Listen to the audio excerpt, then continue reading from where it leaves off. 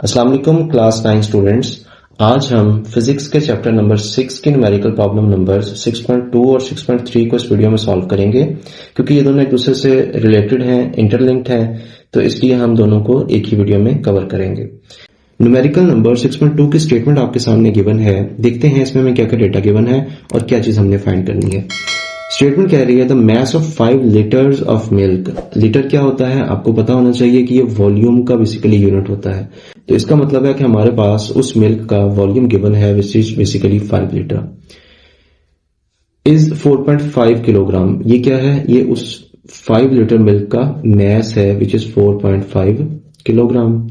Find its density in system international units. तो हमें क्या फाइंड करना है? हमें उसकी डेंसिटी फाइंड करनी है। ठीक है, तो हम देखते हैं कि हम इसमें किस तरह से इसको कर सकते हैं। डेंसिटी का आपको याद होगा जब आपने टॉपिक रीड किया था इस चैप्टर के अंदर, तो डेंसिटी का बहुत बेसिक सा छोटा सा सिंपल सा फार्मूला था। पेज नंबर 131 पे लिखा हुआ है, ये आपके सामने है। डेंसिटी का फार्मूला था मैस पर यूनिट वॉल्यूम। ठीक है, तो हमने भी इसी को यूज करना है और इसमें दोनों चीजें हमें गिवन है, मैस भी गिवन है, वॉल्यूम भी गिवन है। लेकिन अगर आप थोड़ा सा गौर करें तो मैस तो हमें ऐसे यूनिट्स में दिया हुआ है, किलोग्राम ऐसे यूनिट होता है, हम उसी में इसको यूज करेंगे। लेकिन जब हमने चैप्टर नंबर 1 में बेस यूनिट्स का एक टेबल पढ़ा था तो उसमें आपने देखा होगा लेंथ का यूनिट तो उसमें मीटर था। तो इसका मतलब है वॉल्यूम का यूनिट लीटर तो नहीं होना चाहिए, बल्कि क्या होना चाहिए? मीटर क्यूब होना चाहिए। तो इसका मतलब है हमें यहां पर पहले इसको कन्वर्ट करना पड़ेगा मीटर क्यूब के अंदर। एक चीज जो आपने लाजमी तौर पर याद रखनी है वो ये है, कन्वर्जन एक याद रखनी है कि 1 लीटर किसके इक्वल होता है? 10⁻³ मीटर क्यूब के। ठीक है, ये चीज आपने अपने माइंड में बिठा लेनी है, बजाय इसकी बड़ी बड़ी डेरिवेशंस में जाएं। आप सिंपल इसको याद रखें कि 1 लीटर को अगर मैंने मीटर क्यूब में कन्वर्ट करना हो तो उसका आंसर मैं कैसे लिखूंगा? वो आ जाएगा 10⁻³ मीटर क्यूब आ जाएगा। ठीक है, अगर मैं इसी कन्वर्जन को यूज करता हूं तो हमारे पास ये जो 5 लीटर लिखा हुआ है क्या मैं इसको लिख सकता हूं 5 × 10⁻³ मीटर क्यूब? डेफिनेटली लिख सकते हैं। तो ये हमने क्या किया, अपने वॉल्यूम को भी ऐसा यूनिट्स में कन्वर्ट कर लिया।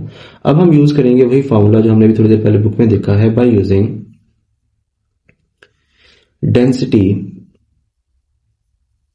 Is equal to mass per unit volume. ठीक है, तो मैस हमारे पास जो दिया हुआ है वो है 4.5 किलोग्राम। तो लिख लेते हैं मैस की जगह पे 4.5 किलोग्राम आ जाएगा और वॉल्यूम हमें गिवन है 5×10⁻³ मीटर क्यूब। तो हमने वो भी लिख लिया। ठीक है, अब सिंपल काम है, हमने जस्ट कैलकुलेटर लेना है और उसको सॉल्व कर लेना है। तो देखते हैं हमारे पास क्या आंसर आता है। 4.5 डिवाइडेड बाय 5×10⁻³ तो आपके पास जो आंसर आएगा वो आएगा 900। ठीक है, अब अगेन वही चीज कि इसके यूनिट को याद रखने की जरूरत नहीं है आपको इसका फॉर्मूला बताएगा इसका यूनिट क्या है। देखिए, मैस का यूनिट क्या होता है? किलोग्राम। और वॉल्यूम का यूनिट क्या है? अभी हमने यहाँ पे ऊपर किया था वो मीटर क्यूब है। तो जो कि ये डिवीजन में लिखा हुआ था हम इसको लिखेंगे पर मीटर क्यूब। और होपफुली आपको याद होगा कि डेंसिटी का जो सिंबल होता है वो रो होता है, तो हम यहाँ पे इसको ऐसे लिख सकते हैं। यहां तक आपका आंसर बिल्कुल ठीक है, कोई इसमें इशू नहीं है, कोई गलती नहीं है। लेकिन आप अगर अपनी बुक में देखेंगे तो वहां पर आंसर इस तरह से नहीं लिखा हुआ, बल्कि उसमें क्या है, उसने 10 की पावर में आंसर को लिखा है। तो अगर हमने वैसे लिखना है एग्जैक्टली बुक की तरह से, तो देखिए इसमें डेसिमल कहां पर है? नजर नहीं आ रहा, दैट मीन्स के एंड पे है यहाँ पर।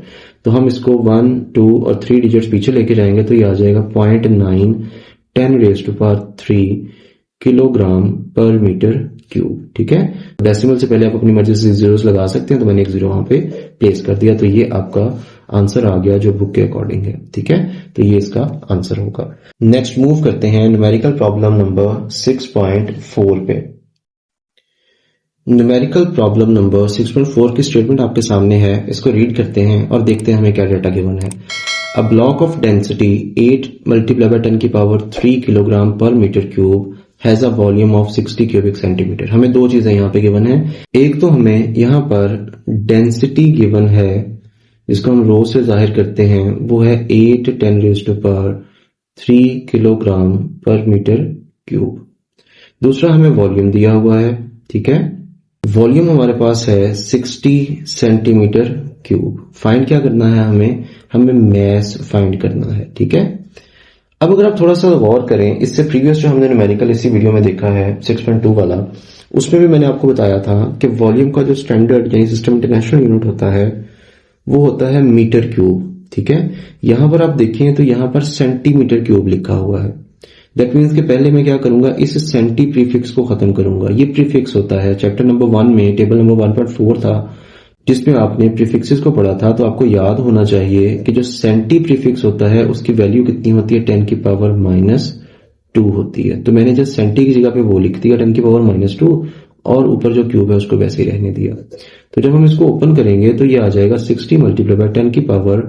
अब देखें, आपने मैथ में पढ़ा होगा कि अगर एक बेस के ऊपर दो पावर्स हों तो पावर्स आपस में क्या होती हैं, मल्टीप्लाई होती हैं। तो 3 को मैं 2 से मल्टीप्लाई करूंगा तो ये -6 आ जाएगा, और मीटर के ऊपर भी क्यूब है तो ये मीटर क्यूब आ जाएगा। ठीक है, सो हमने इवेंचुअली अपने वॉल्यूम को मीटर क्यूब में कन्वर्ट कर लिया। अब बहुत सिंपल सा वही काम कि हम क्या करेंगे, हम डेंसिटी का फॉर्मूला लिखेंगे और उसमें से हम आसानी से मास को फाइंड कर लेंगे by using density is equals to mass per unit volume. ठीक है, तो डेंसिटी को हम रो से जाहिर करते हैं, मास को m से जाहिर करते हैं और वॉल्यूम को v से। तो जस्ट वैल्यूज पुट करनी है, देखते हैं हमारे पास क्या आएगा।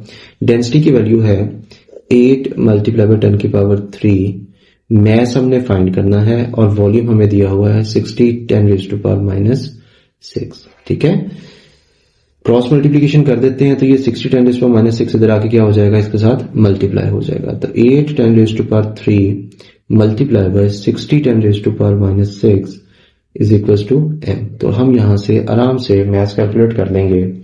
कैलकुलेटर से इसको सॉल्व करते हैं और देखते हैं कि क्या आंसर आता है। 8 10 raise to power 3 multiply by 60 10 raise to power -6। ठीक है, तो आपके पास जो आंसर आया वो आया 0.48। ठीक है, तो हमारे पास जो आंसर आया वो कितना है, 0.48। मैस है तो डेफिनेटली इसका यूनिट क्या होगा, किलोग्राम। तो ये बहुत छोटा सा न्यूमेरिकल था, होपफुली आपको समझ आया होगा।